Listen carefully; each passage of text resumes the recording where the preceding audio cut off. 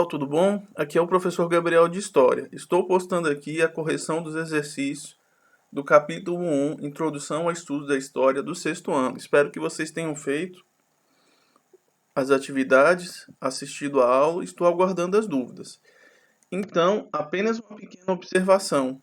As respostas que estão escritas com a cor azul são as respostas. De cor da outra cor são as perguntas.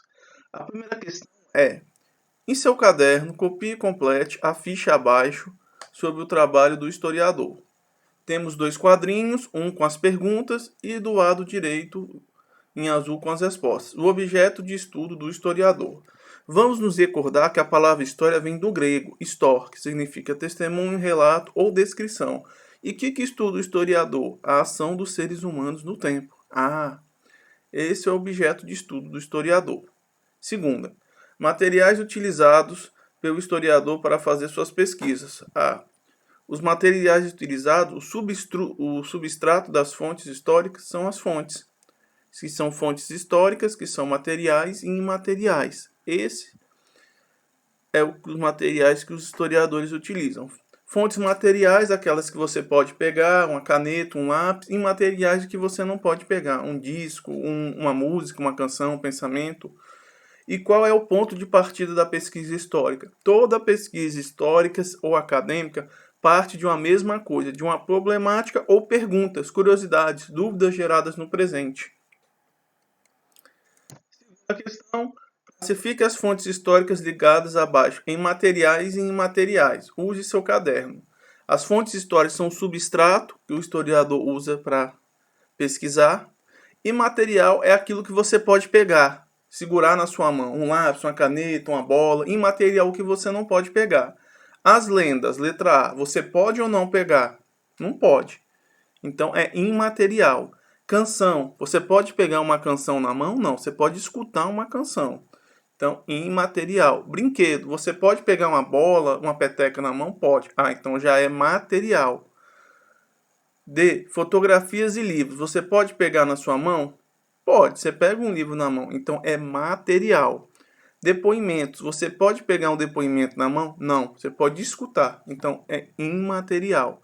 Conhecimentos medicinais, você pode pegar uma receita de um chá na mão? Não, você pode pegar uma receita escrita, mas isso é um saber, então ele é imaterial. Segunda questão, feita, nós vamos para a terceira. Você já conhece as duas operações mais simples para saber que o século pertence a cada ano. Responda então em seu caderno em que século ocorreram os eventos a seguir e você vai estudar nesse livro. O que eu fiz? Eu peguei um videozinho do YouTube para facilitar para a gente. Vamos assistir nós dois juntos, depois a gente tenta fazer a questão. Bom, galera, vídeo para mostrar como fazer o cálculo de século. Tomamos como base o nascimento de Cristo, que representa o ano 1. Vamos fazer esses exemplos aí na tela, e vocês vão ver que é bem simples. Primeira coisa é analisar os dois últimos números da data do ano em questão e aplicar uma das duas regras. Se terminar com 2 zeros, o século é o número anterior. Se terminar diferente de 2 zeros, somar 1 ao número anterior. Vamos entender aqui, tomando como base o primeiro exemplo, 1750. Ele termina com 2 zeros? Não, pois tem um 50 aqui, beleza? Então você vai pegar o 17 e vai somar 1, ou seja, século 18. 1700, os dois últimos números, termina com 2 zeros? Termina. Então o número anterior representa o século, ou seja, século 17. Tá vendo? 2000 agora. Termina com 00? Termina. Então 20 representa o século, que é o século 20. 2001. 0 e 1. Aplica a regra de baixo, tá vendo? Termina com 00? Não. Então você vai pegar o número anterior, que é 20, e vai somar 1, tá vendo? 21. Ou seja, os dois últimos números, pessoal, é apenas para você saber se você vai somar 1 ou não. Aqui, ó, tempos atrás, 500 anos, termina com 00? Termina. Então o século é o número anterior, ou seja, 5. Você vai lá e coloca século 5. 960, termina com 2 zeros? Não. Então você vai pegar o número anterior a esses dois últimos números, que é o 9, e vai somar 1. Século X. Número 99. Termina com 00? Não. Então você vai pegar o número anterior, que é 0, e vai somar 1, ou seja, século I.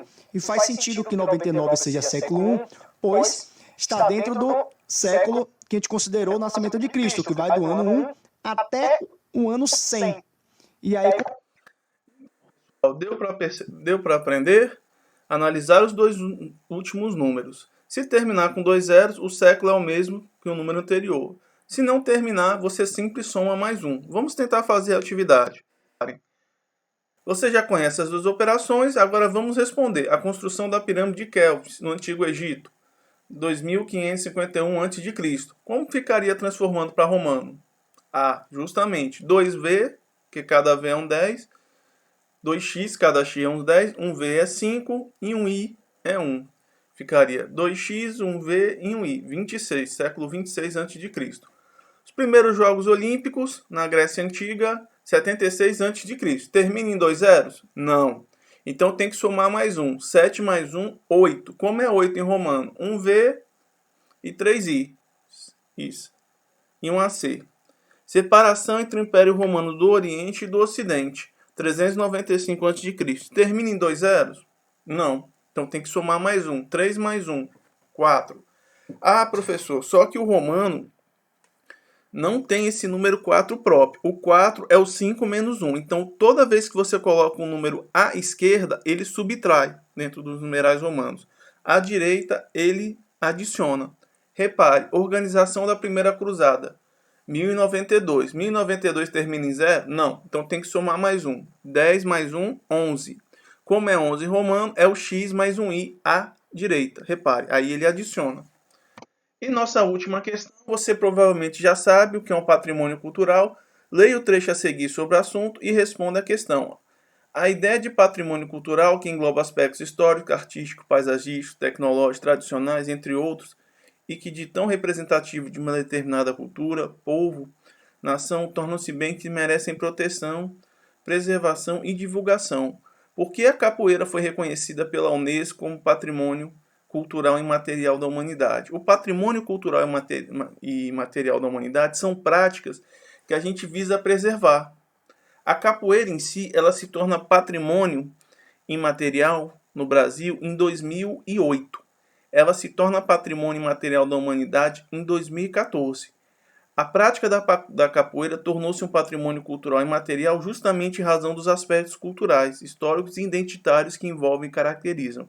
Essa riquíssima manifestação cultural deve ser preservada, divulgada e valorizada, porque a capoeira era praticada muito pelos escravos, que era uma forma de manter o corpo em forma e também passar um pouco dos seus valores e da sua cultura. Chegou a ser uma época até ser proibida no Brasil, que era muito associada à camada mais baixa, mas hoje a capoeira ela é um esporte, uma prática cultural muito valorizada. Espero que vocês tenham gostado da correção da aula de hoje e qualquer dúvida basta entrar em contato. Um abração, professor.